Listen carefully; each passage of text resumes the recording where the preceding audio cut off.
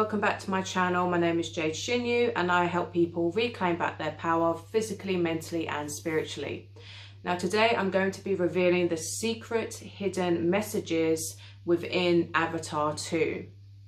Now I adore the Avatar franchise. I loved number 1 years ago and I couldn't wait to see number 2, and I had the pleasure of seeing that a few days ago, and it was, as expected, incredible, amazing and extremely beautiful. I think it was even better than number 1, to be honest.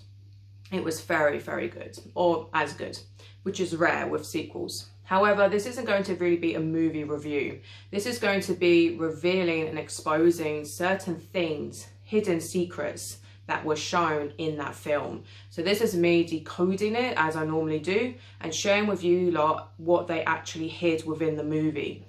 Because with Hollywood, they always do this, and it's for two agendas. Either they want to do pre-predictive programming in a negative way on your subconscious mind, or they want to reveal secrets.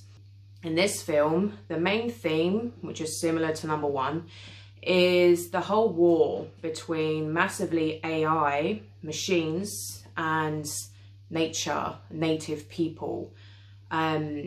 Especially Indigenous people, of course, because the Na'vi heavily do represent Indigenous people that do still exist today. Not many of them, unfortunately, but they do still exist on Earth today. This is massively tribal people that live in like the Amazon rainforest, for example, on their own islands. But unfortunately, day by day, they are losing their homes horrendously, and they are killed, and this has happened throughout all of history. Because the thing is, the Na'vi doesn't just represent them, it actually has a far deeper meaning than that. Because the Na'vi represents us, it represents all of humanity, all of, you know, natural humans. Because with humans, that's how we should be living, because we should be connected to nature. So with the Na'vi people, they have a deep, deep respect for nature, and they live harmoniously with it. They respect Gaia, they respect, and they have a very, very strong bond to Awa, to their goddess, to their deity, which is, you know, the creation of everything, which is connected to Mother Earth. So this is why they live such harmonious, you know, beautiful lives, even if they do have fights, etc. But they have such high wisdom and intellect because they live like that. They're not disconnected as we are, unfortunately, today. Because in Western society, the majority of humans are massively disconnected from nature. And this is why so many people are sick, depressed, anxious. It creates so much disease, chronic illness, etc. And makes us feel like, you know, confused, like we don't even have a purpose anymore. We're not really living, we're just surviving. In this film, it really shows that. It shows basically like Earth is basically Pandora. That's what it's showing. And with the Na'vi people, they don't just respect nature, they have a very deep emotional connection to animals, animal life. And this is shown more so in this second movie, Avatar 2, than the first one. Especially with a certain ocean creature that's very whale-like. They're called the Tolkien. I think that's what they're called. But with these beings, they have extreme empathy and connection to them. And they even call them like their soul brothers, you know, spirit brothers, spirit sister. They bond with them, you know, they share stories with them, they can even communicate to them. So, and this reminds me of like how people have actually been able to do this. Like there's many, many examples of people developing very strong, amazing bonds with wildlife, with animals that even seem dangerous, etc. Even with dolphins, there used to be a thing where people would actually, where pregnant women could give birth with dolphins. They'd have dolphin assistant births. So dolphins would literally assist the woman to have a very successful and less painful birth with the help of the dolphins. So they'd literally circle the woman and know and use their sonar, you know, give off positive frequencies to deliver the baby painlessly and effectively and healthily. But this example just basically shows the very special connection that humans are capable of having when you're in tune to nature, when you have a high vibration and you show love and compassion and respect to animals, to Mother Earth.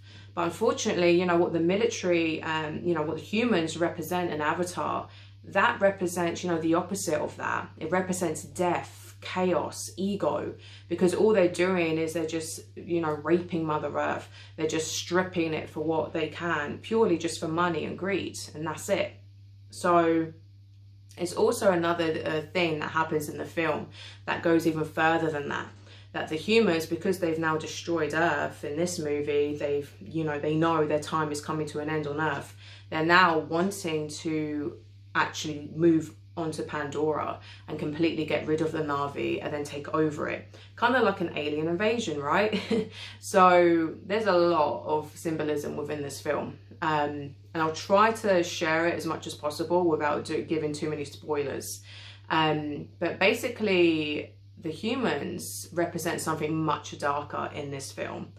And I can't go too much into detail on YouTube. So what I will do is I'll do a part 2 on my Patreon, because there's 3 very dark things that is exposed in this film that I'll be sharing on my Patreon. So if you do want to sign up to that, I'll link that down below as always. And I have other expose videos and self-help spiritual videos on there. So this movie perfectly portrays spiritual warfare, because at the minute there is a huge spiritual warfare between light and darkness, between basically life and death. Because with, you know, machines and AI, with the military, with people that are just completely destroying planet Earth, you know, that represents chaos and death. Like I've said in my spiritual warfare video before, it's not in harmony with nature. It's not balanced. It's not in alignment. It's the complete opposite. It's satanic, it's dark. So, you know, the Na'vi represent the lights. So even though they're fierce, they're powerful, they defend their territory, they're fighting for the lights, because they're fighting for balance, they're fighting for love, compassion, empathy, alignment. So this is what the Na'vi represent. And basically that is how we should be living. And there's a very important moral of the story as well that Jake Sully learns. And again, I'll try not to do too many spoilers, but he eventually learns that he can't run away from it. He can't run away and be ignorant to what's happening. So this is a huge message that James Cameron obviously wanted to portray, is with us, we can't be ignorant to what's happening on planet Earth. Because the more you just wear blinkers and pretend nothing's happening, that the forests aren't getting destroyed and burnt down or cut down, that the oceans aren't being destroyed because of overfishing and all the other problems, that animals aren't being butchered and tortured and killed, you know, in the billions every single year, every second of every day, you know, we're not going to have a planet to live on. Your children will not have a planet to live on. And basically that was a huge lesson for Jake Sully, and the big moral of the story is you can't be ignorant, that the true, powerful, loving thing to do is to fight for this. You need to protect Gaia. You need to show love. And the way that you show love and respect and responsibility is by fighting for her. Because that's what love is all about. It's not being ignorant. It's not being selfish and pretending nothing's happening and only focusing on yourself, only focusing on materialism, money, this, that, your own pleasures, desires. You know, that's not what you're here for. And another meaning, you know, another secret meaning that's probably many people won't really understand is Jake Sully himself represents the Starseeds. Because if you remember in the first, you know, movie, he obviously was human. He wasn't even a Na'vi.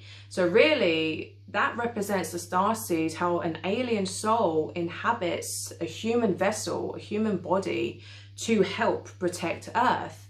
And that's basically what you, if you, you know, resonate with that, empath, Starseeds, you know, light beings, that's basically essentially what you are. Because you have inhabited a human body, a human vessel to protect Earth, to fight for the lights.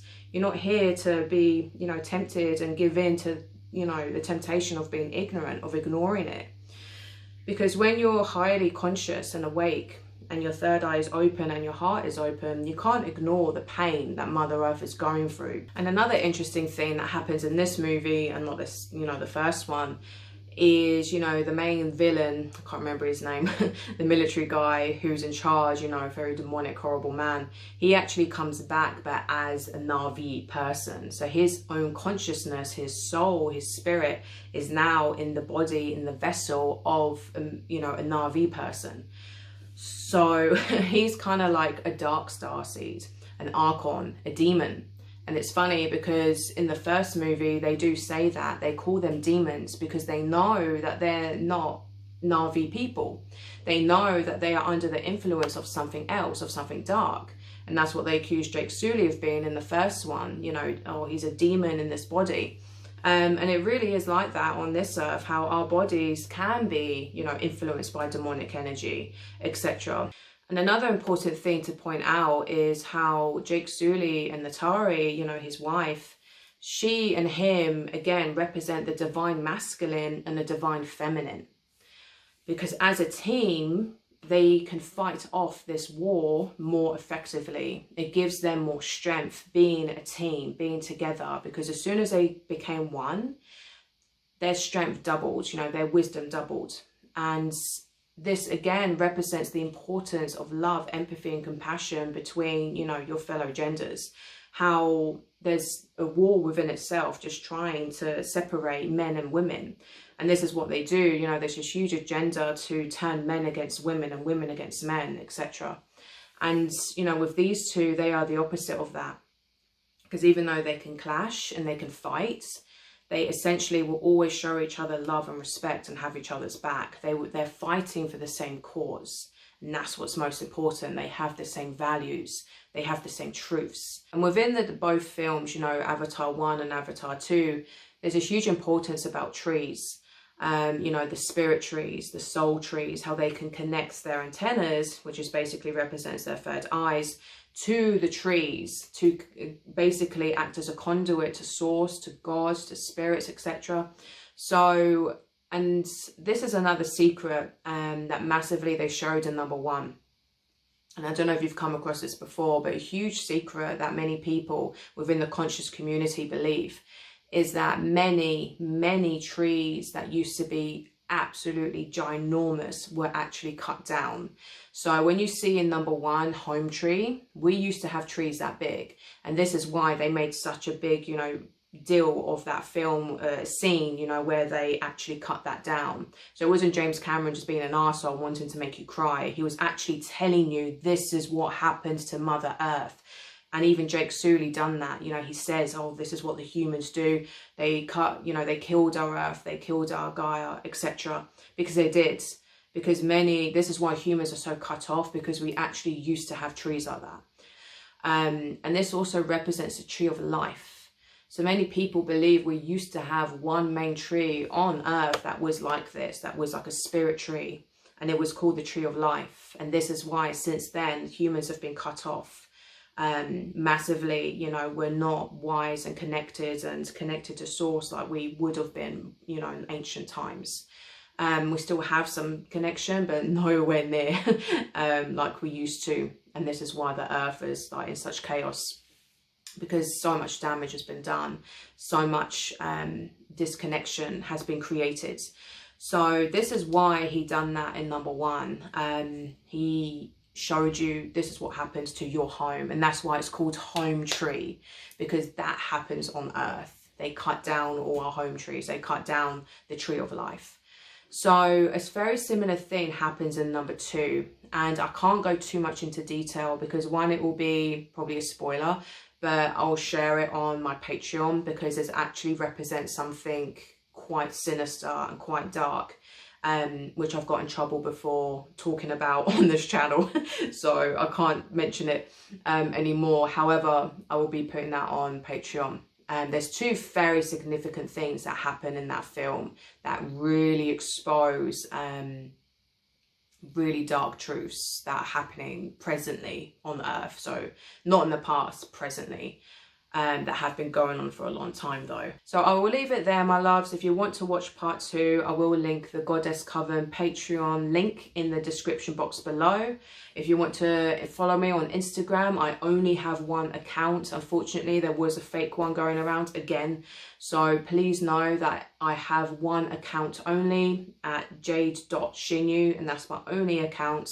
I never reach out to you for readings. I never message you, you know, offering services. So if you do get a stupid message like that, it's not me. I'm sorry, it's not me. It's a scammer. So if you do want to book a one-to-one oracle reading, I am still having a Christmas sale. So that is happening until New Year.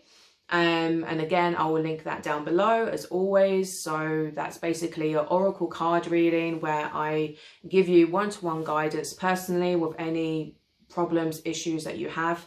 So if you want to open your third eye, I do have a free ebook completely for free that you can download instantly, and that's where I tell you all the things that I did to help open my third eye many years ago that I still follow to this day. And it worked. So please go download that if you want extra help. Don't forget to like and subscribe, and please click the notification bell so you don't miss my future uploads. So until next time, my loves, I'm sending you so much love, so much light. Ahimsa.